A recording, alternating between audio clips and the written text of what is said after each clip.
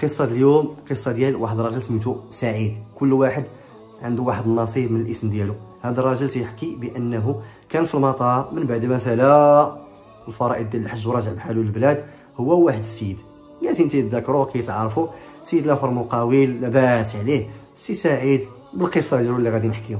هذا المقاول تيقول للسي سعيد بانه حج 10 ديال المرات وفرحان بالعطاء الله عليه والكرم الله عليه. السي سعيد تيقول الله يتقبل وتيكبر به وكلشي. هاد السيد قال لسي سعيد قول انت القصه ديالك كيفاش جيتي للحج؟ قال له اسيدي انا معالج فيزيائي. معالج فيزيائي يعني كيني، يعني داك الناس اللي كيديروا الترويض في الكلينيك، الناس اللي كيكونوا خارجين من الحوادث ولا اللي عندهم اعاقات. قال له الصالير ديالي على قد الحال، يعني هاد الجلسه اللي حنا جالسين اللي هي الانتظار. قال له كانت هي قصتي في الحج، حياتي كلها وانا كنتظر فوقاش نجمع ديك البركه نمشي نزور داك المقام.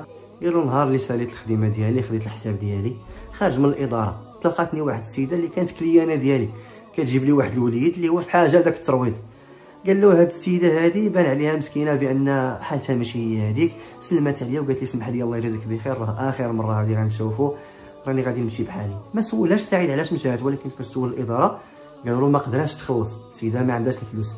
هذا الراجل هذا زعزع القلب ديالو وتحط في الوسط بين جوج ديال المحاب، جوج الحوايجات تيحبهم، واش غيمشي يزور المقام ولا غادي يدير واحد القطه اللي غتبقى له عند الله سبحانه وتعالى وفيها الخدمه ديال العبد اللي هو عند الله عز وجل، الحرمه ديالو اكثر من حرمات الكعبه. بعد ما توسل الاداره ورغبوه سدوا له الباب في وجهه، قالوا له هذه واحد المستشفى استثماري، طبيب كنربحوا فيه الفلوس ماشي ديال الصدقات. عطى ديك البركه للاداره وقال لهم الله يجازيكم بخير، سيده تكمل الحصص ديالها كاملين وخرج طلب الله. قال له يا ربي هذا هو دعاء المشتاق، ما عندي ما ندير. المهم هاد السيده ما نخليهاش تضيع. في ديك الليله تيشوف راسو بانه راجع من الحج والناس تيسلموا عليه وتيقولوا له يا سي سعيد راك حجيتي في السماء قبل ما تحج في الارض. ناض مطمئن فرحان لان ربي سبحانه وتعالى بدا تيوجه الرسالات بان حجك وصل. قال لك يلاه فقت الصباح كنتفاجئ بواحد التليفون كيصوني عليا المدير ديال المستشفى فين كنت خدام، تيقول له السي سعيد الله يجازيك بخير واش تقدر تكمل معنا واحد الخير؟ قال له شنو هو؟ مول المستشفى غادي يمشي للحج وعاده تيدي معاه واحد المعالج فيزيائي لان صحته على قد الحال، ولكن داك المعالج هاد السنه راه ما يمكنلوش يمشي لان المرض ديالو ما بقى لها والو توضع، خصنا واحد ضروري يمشي. دابا الله يجازيك بخير واش تقدر دير فينا هاد الخير؟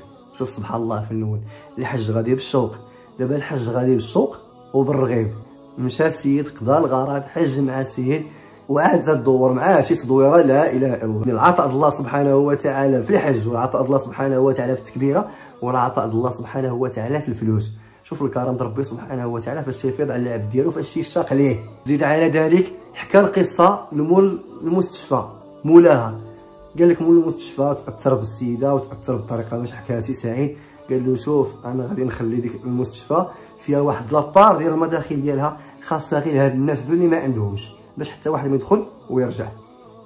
وكانت الحجه ديال السي سعيد وكان العطاء الله سبحانه وتعالى كبير بزاف. الحباب الكرام هذه من القصص اللي صعب عليا اني نبداها من الاول حتى نكملها. قصه فيها بزاف ديال الاشارات بان ربي سبحانه وتعالى ما كيسمحش في الخلق ديالو، ان ربي سبحانه وتعالى عنده واحد الرعايه خاصه للعباد ديالو. وهذاك العبد اللي تيكون رابط صلته بالله سبحانه وتعالى وعنده واحد القناه ما فيهاش المعيقات مع ربي سبحانه وتعالى، الله عز وجل كيتعامل مع واحد التعامل خاص. هذا المقاول سمع هذا الكلام قال له انا كان تيصحاب لي الحج بالكثره وهذوك العشرة د الحجات ديالي زعما راه شي حاجه زايده ولا شي اضافه بزاف في حياتي، ولكن لقيت بانهم كاملين ما يساويوش هذه الحجه وحده اللي درتي نتايا. اللهم تعالى يرحمنا برحمته ويجعلنا عز وجل ممن صيفط لهم بطاقه الدعوه، ماشي طريقه من الطرق حتى نلقاو راسنا بيد الله عز وجل في صفوة المقبولين عنده سبحانه وتعالى. حج مبرور وسعي مشكور، الله يجعلنا ممن كتبهم الله عز وجل في المقربين. السلام عليكم ورحمة الله تعالى وبركاته.